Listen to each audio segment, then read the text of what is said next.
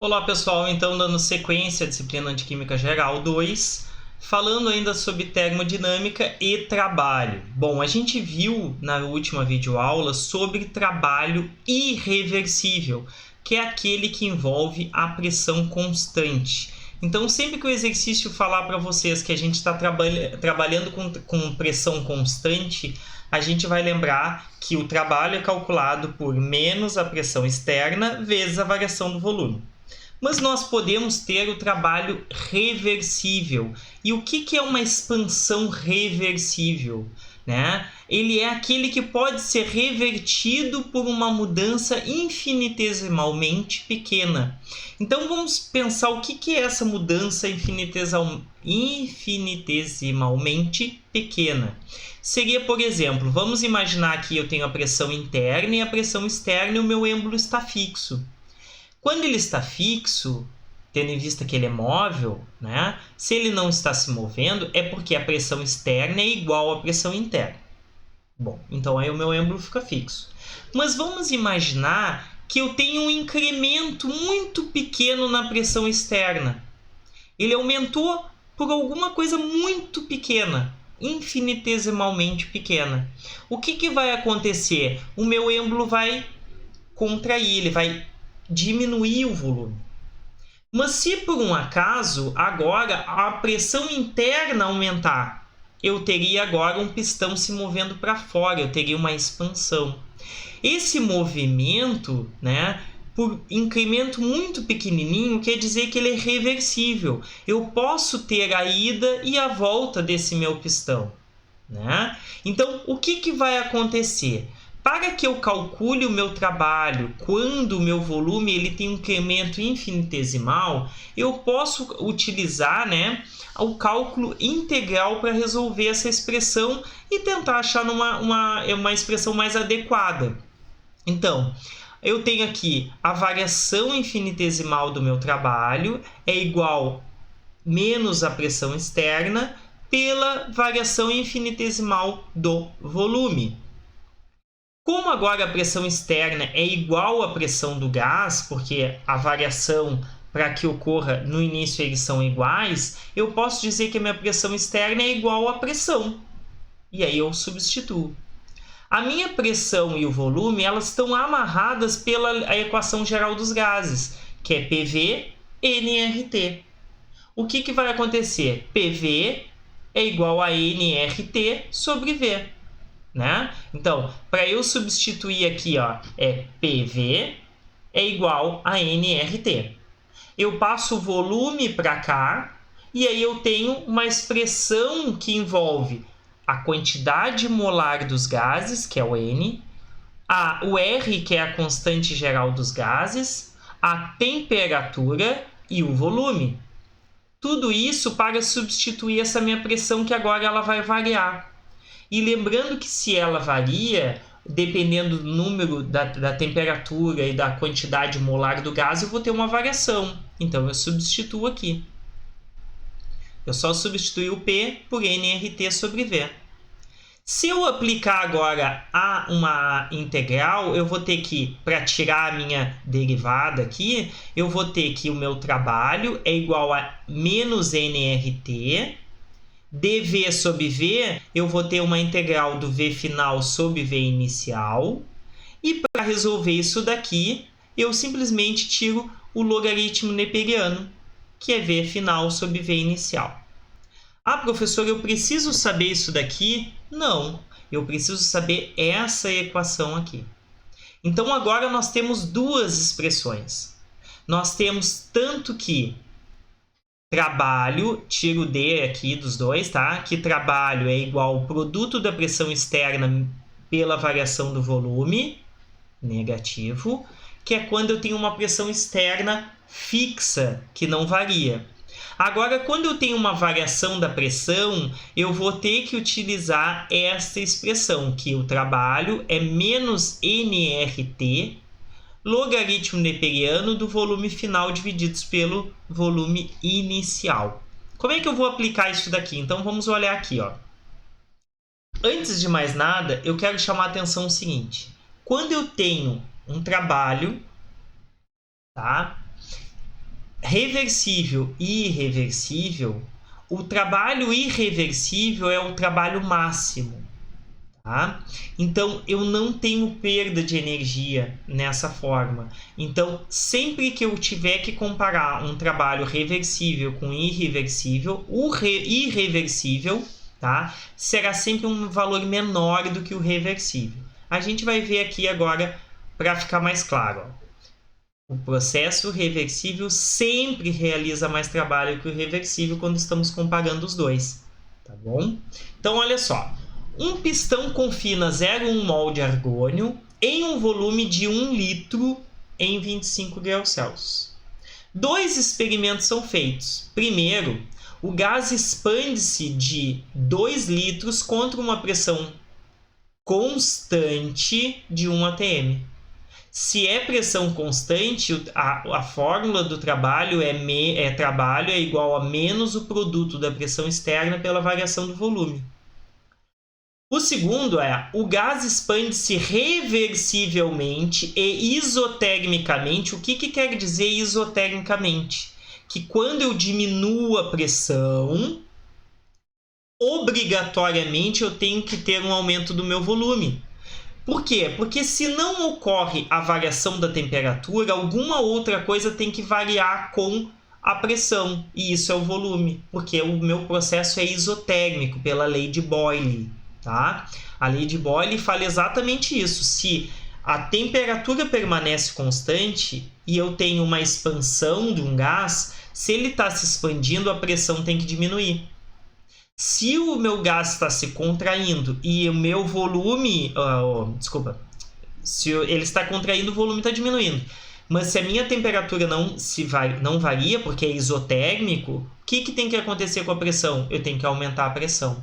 Eles são inversamente proporcionais pela lei de Boyle. Até o mesmo volume final. Então, a variação do volume foi a mesma. Que processo executa mais trabalho? Vamos em partes. Então, o primeiro é o A, que é um trabalho contra uma pressão constante. Então, eu vou usar essa fórmula aqui. Então, a pressão externa é de 1 atm. A variação do volume é de 1 litro. Está aqui, ó, a variação de volume é de 1 litro. Foi de 1 para 2. Quanto é que é 2 menos 1? 1. Então, a variação foi de 1 litro. Então, ó, o trabalho será menos 1 atm vezes 1 litro, que daria 1 atm litro. Como a gente sabe que 1 atm litro é igual a 101.325 joule, eu já converti aqui para joule. Bom, o que a gente vai fazer agora? Calcular o B. O B é o seguinte, ó. Trabalho é menos nRT ln de V final sobre V inicial. Como é que eu calculo isso daqui? Lembrando, vocês precisam saber calcular isso utilizando a calculadora científica. Então, ó, trabalho é menos 0,1 mol, porque está aqui, ó, diz que é 1 mol de 0,1 mol de argônio. R é a constante geral dos gases, que é tá aqui, ó. Dependendo aonde a gente for utilizar, a constante vai ter um valor diferente. Ah, professor, mas ela não é constante e tem valor diferente. Ela tem valores diferentes por causa das suas unidades. Ó, eu estou relacionando mol,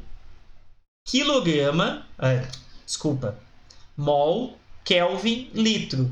Eu preciso ter aqui algo que envolva isso. Eu tenho Kelvin, mol.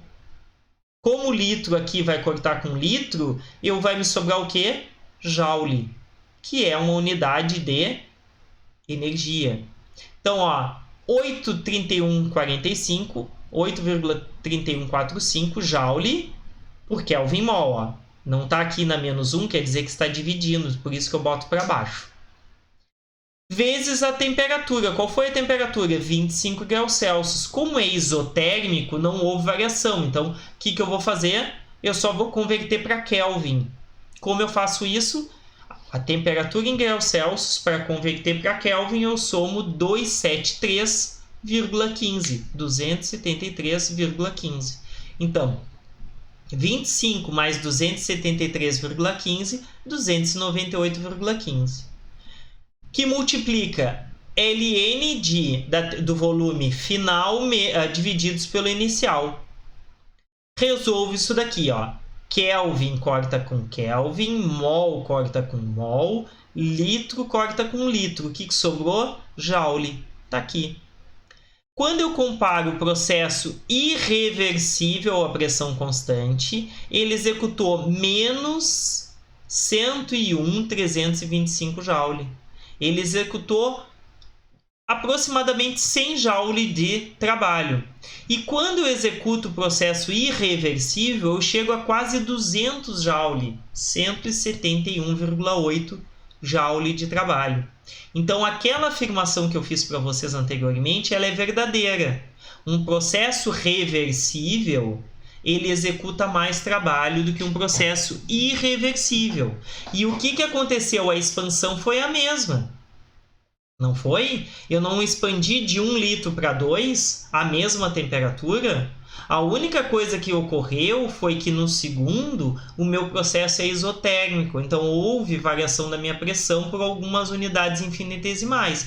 Por isso que eu precisei usar essa fórmula que leva em consideração a constante geral dos gases, a temperatura e o número de mols.